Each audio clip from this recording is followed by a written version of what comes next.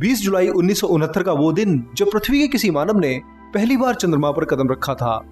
ये मानव इतिहास की सबसे बड़ी सफलताओं में से एक थी, जिसने अंतरिक्ष को इतना रोचक बना दिया कि आज हम केवल चांद ही नहीं बल्कि कई प्रकाश वर्ष दूर के ग्रहों पर भी मानवों को भेजना चाहते हैं। पर अंतरिक्ष में मिली यह सफलता इतनी आसान नहीं थी। कोल्ड वॉर के समय साल 1957 में यूएसएसआर यानी सोवियत संघ द्वारा पहली सैटेलाइट स्पुतनिक 1 स्पेस में लॉन्च करते ही अमेरिकी सरकार और लोगों में डर का भय बन गया। सरकार को लगता था कि इससे अब सोवियत यूनियन स्पेस से ही हम पर न्यूक्लियर अटैक कर सकता है। बच्चों और नागरिकों को इस खतरे से बचने के लिए लगातार तरीके सिखाए जाते थे, पर यह कोई खास समाधान नहीं था। अमेरिका ने भी इसी जवाब में सैटेलाइट और स्पेस मिशन तैयार करने शुरू किए, जिससे यूएसएसआर और यूएसए में एक स्पेस रेस का जन्म हुआ, जिसे बाद में यूएसए ने 1969 में चांद पर पहले मानव को भेजकर जीता। 1969 में अमेरिका द्वारा चांद पर मानव भेजते ही स्पेस रेस एक ठंडे बस्ते में पड़ने लगी थी। सोवियत यूनियन के कई मून मिशन फेल होने के कारण उन्हें समझ नहीं आ रहा था कि वे ऐसा क्या करें जो स्पेस में वापस उन्हें पावरफुल बना दे। अमेरिका को उत्तर देना ही था, तो उन्होंने इस जवाब में स्पेस स्टेशन की नींव रखी और अप्रैल 1971 को दुनिया का पहला स्पेस स्टेशन सैल्यूट 1 उन्होंने लॉन्च कर दिया। सैल्यूट 1 सोवियत यूनियन के सैल्यूट प्रोग्राम का हिस्सा था। इस स्टेशन पर सबसे पहले सोयूज 10 मिशन के क्रू मेंबर्स को भेजा गया, पर कुछ खामियों की वजह से वे कभी भी इस स्टेशन के साथ अपने स्पेसशिप को डॉक नहीं कर पाए और उन्हें वापस पृथ्वी पर आना पड़ा। इस असफल मिशन को देखकर बाद में सोयूज 11 मिशन के यात्रियों को इस स्टेशन पर डॉक करने के लिए भेजा गया। वो इसमें सफल रहे और करीब 23 दिनों तक उन्होंने पृथ्वी की लो ऑर्बिट में परिक्रमा करते हुए इस स्पेस स्टेशन में कई एक्सपेरिमेंट किए। ये पहली बार था जब कोई इंसान अंतरिक्ष में स्पेस स्टेशन पर गया हो और वहां पर कुछ दिन बिताए हों। पर 23 दिन की ये यात्रा वापस पृथ्वी पर री एंट्री करते हुए यानी आते वक्त एक हादसे में बदल गई, जिसमें इस स्पेस कैप्सूल में बैठे तीनों क्रू मेंबर्स की डीप्रेशराइजेशन यानी प्रेशर के खत्म होने और ऑक्सीजन के खत्म होने से मौत हो गई। सोयूज 11 के ये तीनों क्रू मेंबर्स स्पेस इतिहास के एकमात्र ऐसे लोग हैं जिनकी मौत स्पेस में हुई है। इस हादसे के बाद इस स्पेस स्टेशन पर होने वाले सभी मिशंस सस्पेंड कर दिए गए, जिससे बाद में इसका फ्यूल खत्म हो गया और ये 6 महीने बाद ही डी ऑर्बिट होकर यानी वापस पृथ्वी पर गिरकर हमेशा के लिए खत्म हो गया। सैल्यूट प्रोग्राम के तहत सोवियत यूनियन ने 7 स्पेस स्टेशन अंतरिक्ष में भेजे, जिसमें से केवल 6 ही पृथ्वी की लो ऑर्बिट में रह पाए। इसके बाद यूएसएसआर यानी आज के रशिया के रोस्कोमोस ने मिर नाम का स्पेस स्टेशन साल 1986 में लॉन्च किया, जो साल 2003 तक काम करता रहा। इस स्पेस स्टेशन ने 5511 दिन पृथ्वी की ऑर्बिट में गुजारे, जिनमें से 4594 दिनों तक ये स्पेस स्टेशन कॉस्मोनॉट्स को स्पेस में रखकर उन्हें वहां की माइक्रोग्रेविटी और रेडिएशन के इफेक्ट को एनालाइज करने में मदद करता रहा। करीब 27,700 किलोमीटर की स्पीड से ये स्टेशन एक दिन में पृथ्वी के 16 चक्कर लगाता था। 15 साल के अपने जीवन में इसने पृथ्वी की कुल 86,331 परिक्रमाएं की थी। इस स्टेशन का नाम मीर रखा गया, जो कि शांति का प्रतीक है। 1991 से पहले ये स्पेस स्टेशन सोवियत यूनियन का हिस्सा रहा, पर जब सोवियत यूनियन टूट गई तो फिर इसको रशिया ने अपने कंट्रोल में ले लिया। साल 1994 से साल 1995 तक करीब 437 दिनों तक इस स्पेस स्टेशन की मदद से स्पेस में रहने का world record Russian cosmonaut Valeri Polyakov ने बनाया, जो आज तक कायम है। इंटरनेशनल स्पेस स्टेशन के बनने से पहले ये एकमात्र स्पेस स्टेशन था जिसमें कई देशों के अंतरिक्ष यात्री स्पेस को ऑब्जर्व करते थे। $4.1 बिलियन की इस स्पेस मशीन की 2001 में फंडिंग कट हो गई, जिससे इसमें सभी ऑपरेशंस बंद हो गए और ये डी ऑर्बिट होकर पृथ्वी के एटमॉस्फेयर में जलते हुए पृथ्वी में ही समा गया। सैल्यूट स्पेस स्टेशन और मीर स्पेस स्टेशन के अलावा भी बहुत से स्पेस स्टेशन बनाने की कोशिश हुई, पर वे सभी इनसे ज्यादा कामयाब नहीं हुए। इस समय केवल इंटरनेशनल स्पेस स्टेशन ही एकमात्र स्पेस स्टेशन है जो पिछले 20 सालों से पृथ्वी की लो ऑर्बिट में रह करके परिक्रमा कर रहा है और आगे आने वाले कई सालों तक करता रहेगा। पर आईएसएस जैसा हमें आज दिखाई देता है और जितने आसानी से हम उसके बारे में सोचते हैं, वास्तव में ये एक बहुत जटिल और एडवांस मशीन है जो एक ऐसे स्टेशन का काम आगे करने वाली है जिससे सीधे स्पेसशिप को डॉक करके वहीं से उसे चंद्रमा और मंगल ग्रह की ओर ले जाए, ताकि आने वाले सभी मिशंस हमारे लिए बहुत ही कम रिस्की और कम खर्चीले बन जाएं। वीडियो के इस नेक्स्ट पार्ट में हम आईएसएस और आने वाले फ्यूचर स्पेस स्टेशन की बात करने वाले हैं और साथ में भारत के भी स्पेस स्टेशन की बात करेंगे कि वो कैसे बनेगा और कब लॉन्च होगा। तो वीडियो पूरा जरूर देखना, नहीं तो आप बहुत सी जानकारी खो बैठोगे। International space station 5 space agency का संयुक्त प्रोजेक्ट है, जिसमें नासा, रशिया की रोस्कोमोस, जापान की जैक्सा, यूरोप की ESA और कनाडा की स्पेस एजेंसी CSA शामिल है। ये स्पेस स्टेशन केवल उन्हीं साइंस एक्सपेरिमेंट को स्टडी करने के लिए बना है जिन्हें केवल स्पेस में ही किया जा सकता है।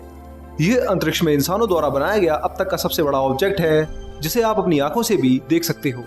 पृथ्वी की लो ऑर्बिट में रहकर ये करीब 28,000 किलोमीटर प्रति घंटे की रफ्तार से हर 93 मिनट में पृथ्वी का एक चक्कर पूरा कर लेता है। साल 1998 में अपने पहले कंपोनेंट के साथ लॉन्च हुए इस स्पेस स्टेशन को अंतरिक्ष में 21 साल 6 महीने हो चुके हैं और इतने समय में इसने पृथ्वी के करीब 1,16,178 चक्कर लगा लिए हैं। ISS 2 सेक्शनों में बटा हुआ है, जिसमें पहला रशियन ऑर्बिटल सेगमेंट है तो दूसरा यूनाइटेड स्टेट्स ऑर्बिटल सेगमेंट है। पहले सेक्शन और सेगमेंट में केवल रशिया ही अपना काम करता है, तो दूसरे सेक्शन में कई देश मिलकर के स्पेस स्टेशन में काम करते हैं। सैल्यूट, मीर और स्काईलैब के बाद ये 9वां स्पेस स्टेशन है, जिसमें सितंबर 2019 तक 20 देशों के करीब 239 अंतरिक्ष यात्री जा चुके हैं और वहां से स्पेस को करीब से ऑब्जर्व कर चुके हैं। ISS का आकार एक अमेरिकन फुटबॉल फील्ड के बराबर है और इसका वजन करीब 4,20,000 किलोग्राम है। इसके इतने विशाल आकार के कारण इसे पृथ्वी पर बनाना असंभव था, इसलिए वैज्ञानिकों ने इसे अंतरिक्ष में ही कई मॉड्यूल्स को जोड़कर बनाया है। ये मॉड्यूल्स कई बार रोबोट्स के द्वारा तो कई बार अंतरिक्ष यात्रियों द्वारा स्पेस स्टेशन में डॉक किए जाते रहे हैं। साल 1998 में इसके पहले मॉड्यूल को प्रोटॉन रॉकेट के द्वारा स्पेस में लॉन्च किया गया, जो रूस द्वारा बनाया गया एक कार्गो ब्लॉक था। जारिया नाम के इस फंक्शनल कार्गो ब्लॉक का काम बिजली देना, स्टोरेज करना और ISS को गाइड करना था। इसके 2 हफ्तों के बाद नासा की स्पेस शटल फ्लाइट STS-88 ने यूनिटी 1 मॉड्यूल को इसमें फिट किया। धीरे धीरे और भी महत्वपूर्ण ब्लॉक्स जैसे सोलर पैनल्स, ट्रस और एयरलॉक्स इसमें समय के साथ साथ फिट होकर इसे विशाल आकार देते रहे। साल 2000 में इसमें रशिया द्वारा ज़ेवेत्जा नाम का एक लाइफ सपोर्ट सिस्टम फिट किया गया और उसके 1 साल बाद 2001 में US की एक खास लेबोरेटरी भी फिट की गई, जिसका काम स्पेस में रिसर्च करने का था। इस स्पेस स्टेशन में कनाडा की स्पेस एजेंसी द्वारा बनाई गई एक रोबोटिक आर्म भी बाद में फिट की गई, जिसने स्पेस स्टेशन के काम को और भी ज्यादा आसान कर दिया। साल 2007 में ISS में नासा ने अपना हार्मोनी नाम का एक और मॉड्यूल डॉक किया, जो एक यूटिलिटी हब था। इसका मुख्य कार्य दूसरे देशों की लेबोरेटरीज को एक साथ जोड़ना था, जो कि इसने आसानी से कर दिखाया। साल 2008 में इस स्पेस स्टेशन में यूरोपियन स्पेस एजेंसी ने अपनी कोलंबस ऑर्बिटल फैसिलिटी डॉक की और कैनेडियन स्पेस एजेंसी ने एक और रोबोटिक आर्म स्पेस स्टेशन में अटैच करते हुए स्पेस में रिसर्च के काम को और आसान कर दिया। वहीं जापान ने भी कीवो नाम का अपना एक्सपेरिमेंट मॉड्यूल स्पेस स्टेशन में रिसर्च के कामों के लिए फिट किया, जो कि स्पेस स्टेशन का सबसे बड़ा सिंगल मॉड्यूल है। इसे 2 बार स्पेस में लॉन्च करके स्पेस स्टेशन में डॉक किया गया है।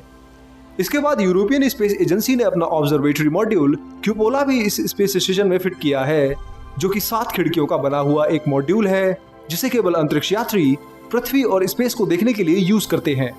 इसी मॉड्यूल में रहकर ही ISS की क्रू मेंबर्स हमें पृथ्वी की इमेजेस भेजते हैं, जिसे आप YouTube पर लाइव देखते हैं।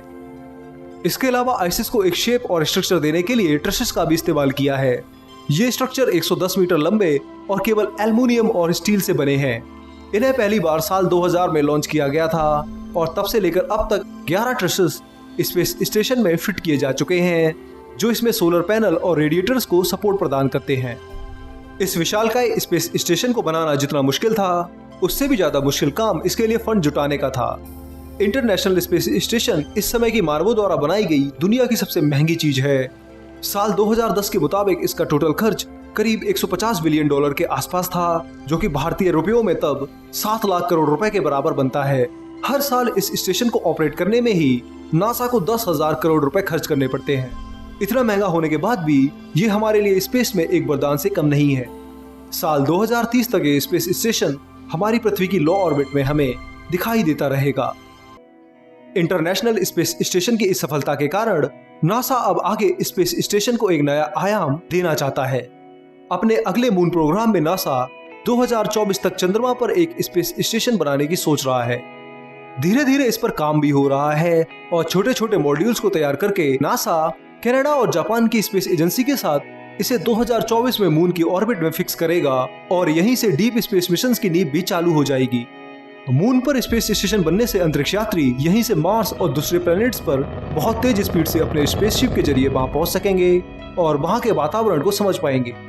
ये पहला स्पेस स्टेशन होगा जो कि पृथ्वी के मैग्नेटिक फील्ड से बहुत दूर रहकर खतरनाक रेडिएशन में अंतरिक्ष यात्रियों को रिसर्च करने का मौका देगा।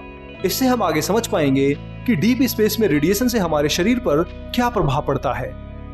अगर ये स्पेस स्टेशन सफल रहा तो हम मार्स पर भी भविष्य में एक नया स्पेस स्टेशन देख पाएंगे, जिसके बाद पूरे सोलर सिस्टम पर हम आसानी से जा सकेंगे। स्पेस स्टेशन की इस रेस में अपना भारत भी पीछे नहीं रहना चाहता है।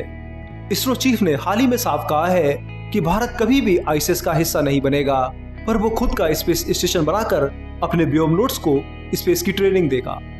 इसी को ध्यान में रखते हुए इसरो साल 2022 के गगनयान मिशन के सफल होने के बाद स्पेस स्टेशन पर काम शुरू करने वाला है और 2030 तक वो अपना स्पेस स्टेशन पृथ्वी की लो ऑर्बिट में फिक्स भी कर देगा। हालांकि भारतीय स्पेस स्टेशन शुरुआत में केवल एक छोटा मॉड्यूल ही होगा जिसमें 3 व्योमनौट्स यानी अंतरिक्ष यात्री रह सकेंगे। ये स्पेस स्टेशन 20 टन वजनी होगा और केवल 15 से 20 दिनों तक ही स्पेस में काम कर पाएगा। इसरो इस स्पेस स्टेशन से अपने अंतरिक्ष यात्रियों को माइक्रोग्रेविटी में एक्सपेरिमेंट करने के लिए भेजना चाहता है, जिससे वे स्पेस को अपने नजरिए से और आसानी से समझ सकें। ये सारा मिशन अभी केवल गगनयान मिशन की सफलता पर ही टिका हुआ है, जिसमें 3 व्योमनौट्स को भारत पहली बार एक हफ्ते के लिए स्पेस में भेजेगा। अगर भारत सफल हुआ तो वो स्पेस में किसी इंसान को भेजने वाला चौथा देश बन जाएगा। इससे पहले ये काम रूस, यूएसए और चीन ही कर सके हैं। गगनयान मिशन की पूरी जानकारी आपको डिस्क्रिप्शन में नीचे दिए गए लिंक में मिल जाएगी। स्पेस स्टेशन स्पेस का एक भविष्य है जिनसे हम आगे किसी भी हैबिटेबल प्लेनेट पर जाकर के मानव बसाने से लेकर के सीधा पृथ्वी पर कांटेक्ट कर सकते हैं। मानव बस्ती को बसाने से लेकर के कई मानवों को दूसरे ग्रह तक ले जाने में भी ये स्पेस स्टेशन काम आ सकते हैं और किसी भी प्लेनेट की ऑर्बिट में रहकर हमें उसे आसानी से समझने का मौका भी दे सकते हैं। दोस्तों, इस वीडियो में आपने स्पेस स्टेशन के इतिहास से लेकर के उसके काम करने के तरीके और भारतीय स्पेस स्टेशन के बारे में जाना। ये मेरा स्पेस स्टेशन से जुड़ा पहला वीडियो था। मैं आगे भी इसी तरह के वीडियो लाता रहूंगा जिसमें आप स्पेस रॉकेट्स के काम करने के तरीके से लेकर के फ्यूचर स्पेस मिशंस के बारे में जान सकेंगे। आपको मेरा ये वीडियो कैसा लगा और किस बात ने आपको सबसे ज्यादा हैरान किया, कमेंट करके मुझे जरूर बताएं और वीडियो को शेयर करते हुए हमारे चैनल को सब्सक्राइब करना ना भूलें। हमें सपोर्ट करने के लिए आप पैट्रियन के लिंक पर जाकर हमारी मदद कर सकते हैं और हमारी वेबसाइट विज्ञानम.com को बुकमार्क करके स्पेस के बारे में बहुत कुछ सीख सकते हैं। दोस्तों, मैं मिलूंगा अगले हफ्ते एक और साइंस वीडियो के साथ। तब तक के लिए आप सभी को नमस्कार, जय हिंद, वंदे मातरम। आपका दोस्त शिवम।